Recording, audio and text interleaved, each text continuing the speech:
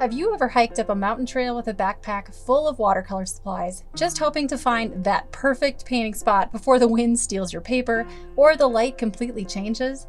That was me recently on one of the most breathtaking days I've ever spent plein air painting, and I wasn't alone. My two sisters and I planned a full escape from the sweltering city heat of Colorado.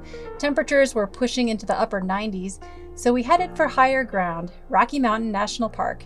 And what happened that day? Wildlife encounters, epic views, creative surprises, and not one, but two plein air paintings that I actually liked. That never happens. My younger sister, visiting from the Midwest, had one wish: to see wildlife. Well, she got her wish fast.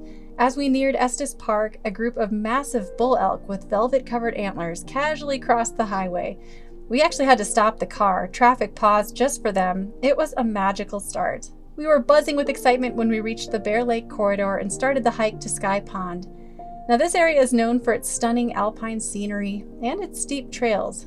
Thankfully, the morning was cool, the air was crisp, and we came prepared: snacks, layers, sunscreen, water, and my trusty plein air setup.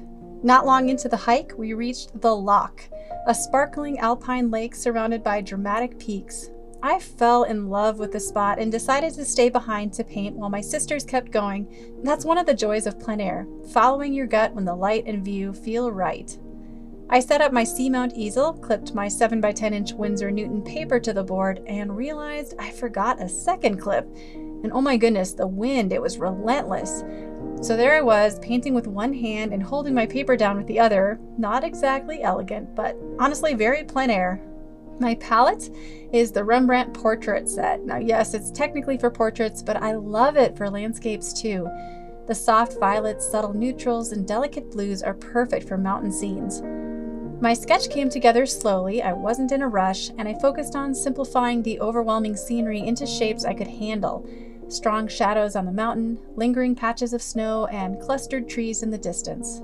This kind of painting, out in nature, adjusting to the light, the wind, and the terrain, can be tricky, but so rewarding. If you want to dive deeper into plein air painting or just improve your watercolor skills at home, check out my monthly membership, Watercolor Mastery. I have over 200 real-time tutorials, including plein air lessons just like this one, plus reference photos and line drawings to help you get started. And if you're more of a book learner, I've got great news. My brand new book, Paint the National Parks, is coming out next month. It's packed with painting tips, location inspiration, and step-by-step demos for some of America's most iconic landscapes. You can pre-order using the link below. Now, after I finished painting at the Loch, my sisters returned from their hike and we set out once again, this time to Mills Lake. This spot was even more jaw-dropping, with a direct view of Long's Peak reflected on the still water. By this point, I was kind of tired from the hike, so instead of standing with my easel, I sat on a warm, sun-drenched rock and painted with my board in my lap. The wind had died down, and it felt like the world had slowed down just for us. I followed a similar process: sketch, sky wash, grayed mountain shadows, and darker tree shapes to anchor the foreground. I experimented with muted greens and violets to give the painting some mood and contrast. It came together beautifully, and honestly, I was shocked to come home with two plein air paintings I didn't want to hide in a drawer. This day reminded me why I love plein air so much.